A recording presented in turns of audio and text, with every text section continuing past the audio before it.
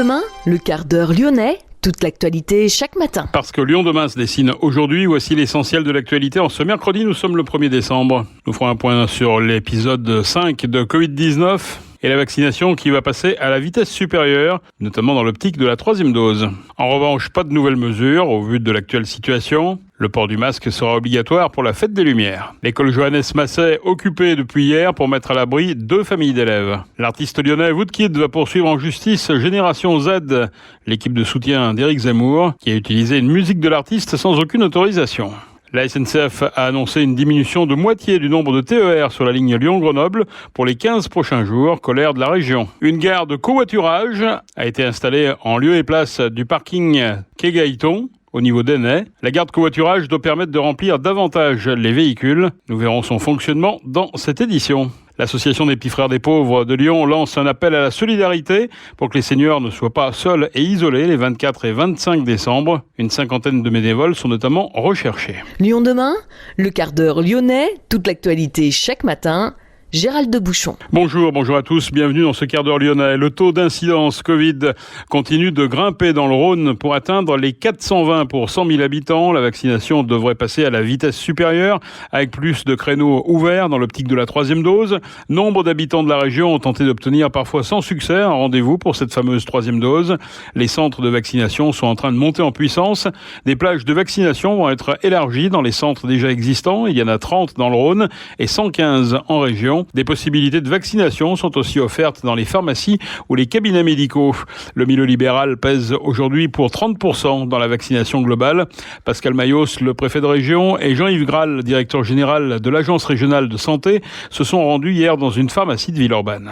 Toutes dispositions vont être prises pour ouvrir des plages de rendez-vous, pour ouvrir des places en réalité de vaccination. Donc tout sera fait puisqu'il n'y a pas de problème d'approvisionnement en vaccins et je suis sûr que toutes les dispositions, on l'a vu avec le pharmacien que nous venons de visiter, toutes les dispositions sont prises pour que les gens puissent se faire vacciner. Cette dose de rappel va permettre par une généralisation sur la population d'éviter l'afflux dans les hôpitaux parce qu'on sait très bien que la vaccination permet d'éviter les formes graves, ne permet pas d'éviter totalement la contamination, mais en tous les cas permet d'éviter les formes graves et c'est ce qu'on veut pour éviter la saturation des hôpitaux. Il n'y a pas à l'heure actuelle de saturation des services hospitaliers. La vigilance reste cependant de mise. Le nouveau variant Omicron n'a pour l'instant pas été détecté dans le Rhône, mais il pourrait bien faire son apparition. Le préfet rappelle l'importance des gestes barrières, mais pas de nouvelles mesures au vu de l'actuelle situation. La vigilance reste de mise pour les prochaines semaines, et notamment à l'occasion de la fête des Lumières, pour laquelle des annonces plus précises seront faites.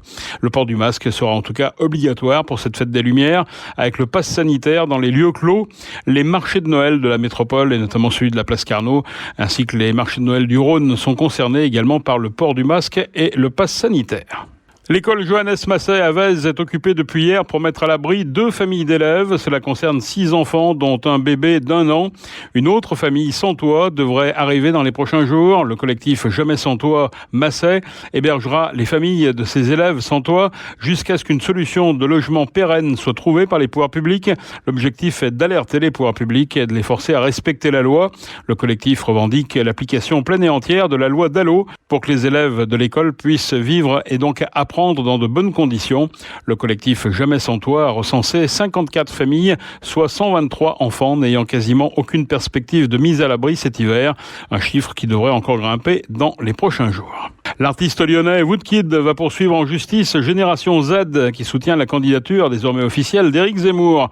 Le groupe de soutien a utilisé une musique de l'artiste sans aucune autorisation pour une vidéo de promotion qui n'est pas la déclaration de candidature du polémiste. Cette dernière serait aussi entachée de plusieurs images non libres de droit et utilisées sans autorisation.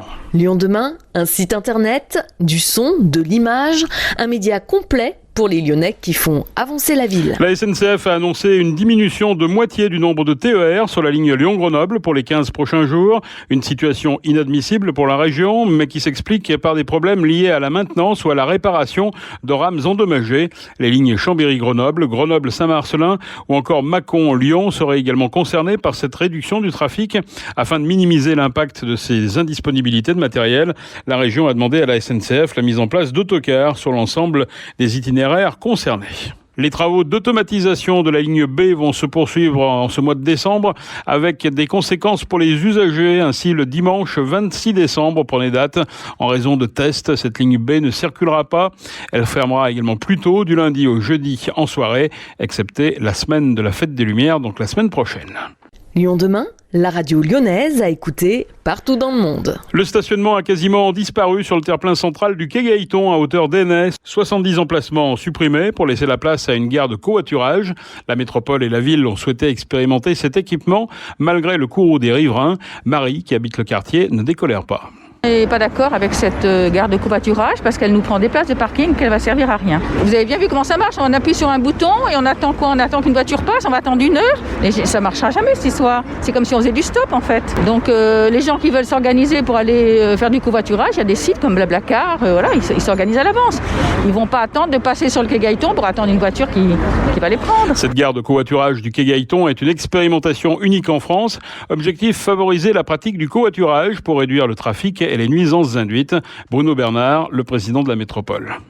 Alors c'est une gare de covoiturage où l'objectif est que les habitants qui ont besoin d'un déplacement en voiture viennent soit à pied, soit en transport commun, soit en vélo et profitent des voitures qui passent sur le quai pour être transportés ailleurs sur l'agglomération, puisque si on développe massivement les transports en commun, le vélo, des alternatives à la voiture, il y a encore beaucoup de déplacements dans la métropole de Lyon qui se font en voiture parce que c'est la solution la plus adaptée. Et notre objectif, c'est que ces voitures ne soient pas utilisées par une personne seule, mais qu'il y ait de plus en plus de monde dedans. Donc on essaie de privilégier les personnes qui font du covoiturage, c'est des voies réservées sur M6, M7 pour éviter les bouchons. Donc c'est un équilibre, une expérimentation nouvelle que nous lançons. Ici, il y a 70 places qui ont été supprimées, donc c'est quand même un inconvénient pour les riverains. Donc naturellement, je les comprends.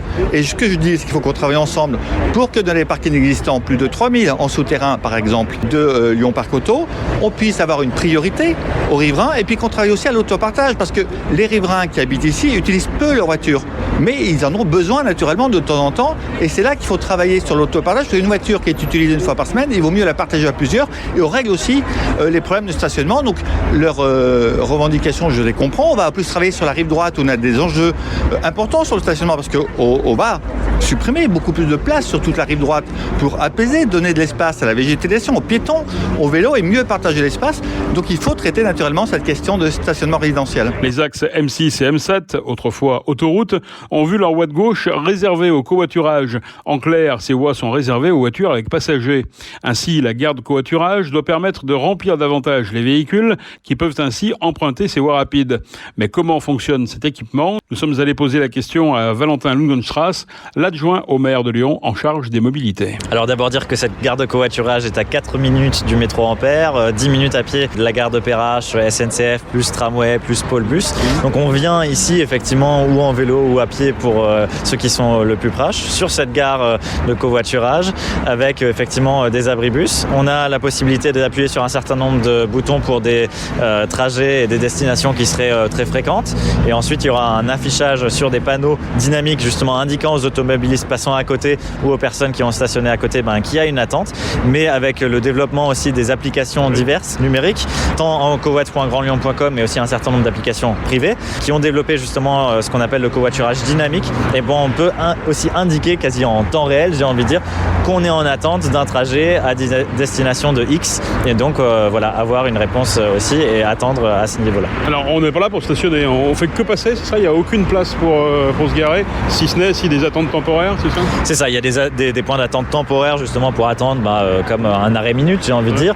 On a développé la même chose, même si d'une manière moins importante aussi à la gare de Vèze et au niveau des musées des Confluences. Donc maintenant on a 3 emplacements, on va dire, de ce type dans Lyon, même si ici effectivement on a un côté serviciel plus important. Et l'idée, vu qu'on est vraiment en plein cœur de la métropole, c'est vraiment d'y arriver ou de repartir selon les cas, en mode de transport en commun, en mode actif, etc. Il n'y a pas d'argent en jeu? Il n'y a pas d'argent en jeu, non, le covoiturage après se gère selon les plateformes. Il peut y avoir différents systèmes de valorisation, mais voilà, nous on est là pour mettre en place aussi des infrastructures comme les voies réservées, comme la plateforme de mise en relation qui permettent de relancer le covoiturage du quotidien. On connaît très bien le covoiturage de longue distance qui est très bien, mais on a aussi un enjeu de relancer le covoiturage du quotidien face au constat que la plupart des voitures ont une personne seulement à l'intérieur, alors que il y a 4-5 places. Alors c'est quoi l'intérêt à la fois pour l'automobiliste et pour celui qui est passager de pratiquer ce covoiturage? L'idée c'est d'améliorer, bien sûr, si on prend une vision d'intérêt général pour nous, c'est d'améliorer les conditions de circulation, d'améliorer l'utilisation des ressources, mais il y a aussi effectivement selon les différentes plateformes, il peut y avoir aussi, comme on le connaît sur le covoiturage de longue distance, un gain financier, dans le sens il peut y avoir des participations en fait, notamment aux frais d'essence, et qui permet du coup de réduire les coûts aussi et de mieux partager la voiture. C'est un peu la même chose que pour l'autopartage, même si c'est là occasionnel. C'est pas un peu paradoxal de vouloir enlever les voitures de la rive droite et puis finalement de les attirer en quelque sorte pour faire cette pratique-là? C'est pas vraiment les attirer, on a déjà énormément de voitures et d'ailleurs on le voit, il y a énormément de bruit qui circule sur la rive droite. Non, je pense qu'il n'y aura pas d'effet d'attirance. C'est un site d'ailleurs qui, les plateformes nous l'ont indiqué, est déjà assez utilisé dans ses abords, justement dans les différentes plateformes. Donc c'est pour ça qu'il a été implanté là aussi, à proximité, comme je l'ai dit, des transports en commun. Donc voilà, c'est un site passant à proximité de l'échangeur de péage, donc forcément c'est très intéressant. Et dans cette intermodalité, le vélo peut également entrer en ligne de compte? Absolument, il y aura une voie lyonnaise qui sera insérée aussi d'ici la fin du mandat sur la rive droite, à cet endroit-là. On va aussi ajouter plus d'arceaux vélo. On pourra voir aussi dans le cadre des box vélos sécurisés sur voirie s'il y a aussi une potentialité pour en implanter là. Donc ça pourra vraiment être un pôle multimodal à petite échelle si on veut. Aucun objectif en termes de fréquentation pour l'instant, sachant qu'il s'agit d'une expérimentation. Les aménagements pourront évoluer selon les résultats observés au fil du temps. Une chose est sûre, peu de chance pour que Marie retrouve sa place de parking. La rive droite du Rhône doit faire l'objet d'un réaménagement global qui réduira considérablement la place de la voiture sur un axe qui comporte actuellement jusqu'à 6 voies de circulation dans chaque sens. Lyon demain, média agitateur d'idées. À l'approche de Noël, l'association des petits frères des pauvres de Lyon lance un appel à la solidarité pour que les seniors ne soient pas seuls et isolés les 24 et 25 décembre. 50 bénévoles sont recherchés pour offrir à des personnes âgées isolées des moments d'échange, de partage et de convivialité. Les bénévoles ont pour mission de rendre visite à un aîné à son domicile afin de lui remettre le colis de Noël offert par l'association et de partager avec lui un moment agréable. Certains conduiront les invités au repas de Noël collectif et les raccompagneront ensuite chez eux. 300 visites sont d'ores et déjà prévues à Lyon. L'opération est menée dans toute la métropole de Lyon. Depuis 1946, les petits frères des pauvres luttent contre l'isolement et la solitude des personnes âgées, prioritairement les plus démunies bien sûr. Pour candidater au bénévolat, rendez-vous au 04 72 78 52 52. Le pass sanitaire est bien sûr impératif pour participer au dispositif. Un mot de sport, les défenseurs Léo Dubois et Sinali Diomandé restent indisponibles pour la réception de Reims ce soir à 21h au Groupama Stadium, 16e journée de Ligue 1. Dubois souffre d'une blessure musculaire contractée avec l'équipe de France en Finlande. Il ne devrait pas rejouer en 2021, tout comme Diomandé, blessé à une cheville au cours des 4 minutes qu'a duré le match OL Marseille, avant qu'il ne soit interrompu par un jet de bouteille sur Dimitri Payet. Pour cet incident, l'Olympique Lyonnais a été pénalisé par mesure conservatoire d'un match à jouer à huis clos, et ce match c'est ce soir contre Reims. C'est la fin de ce quart d'heure lyonnais. Merci de l'avoir suivi. On se retrouve demain, même heure, même antenne. En attendant, restez prudents, mais passez malgré tout une bonne journée.